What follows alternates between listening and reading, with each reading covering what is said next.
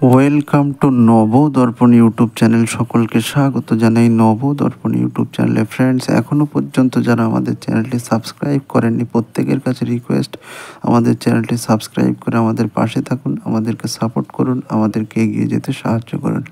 Friends, এখন আলোচনা করব কল্পনা চাওলার জীবনী। চলুন ভিডিওটা শুরু করি। কল্পনা চাওলা একজন বিখ্যাত ভারতীয় বংশোদ্ভূত মার্কিন যুক্তরাষ্ট্র নভোচারী এবং মহাকাশযান বিশেষজ্ঞ। কলম্বিয়া নভোযান বিপর্যয়ে যে 7 জন মহাকাশচারী এবং ক্রু মৃত্যুবরণ করেন তাদের মধ্যে তিনি একজন। পৃথিবীতে অবতরণ করতে গিয়ে বায়ুমণ্ডলের সঙ্গে সংঘর্ষে নভোযানটি বিধ্বস্ত হয়ে গিয়েছিল। কল্পনা চাওলা 1962 সালে 17 মার্চ ভারতের হরিয়ানা রাজ্যের কার্নালে বসবাসকারী এক হিন্দু পরিবারে জন্মগ্রহণ করেন। কল্পনা তার মাধ্যমিক শিক্ষা সমাপন করেন ঠাকুর বালানিকেতন সিনিয়র সেকেন্ডারি স্কুল, কার্নাল থেকে। এরপর 1982 খ্রিস্টাব্দে তিনি চণ্ডীগড়ের পাঞ্জাব প্রকৌশল কলেজ থেকে মহাকাশ প্রকৌশলের উপর স্নাতকের পাঠ সম্পন্ন করেন।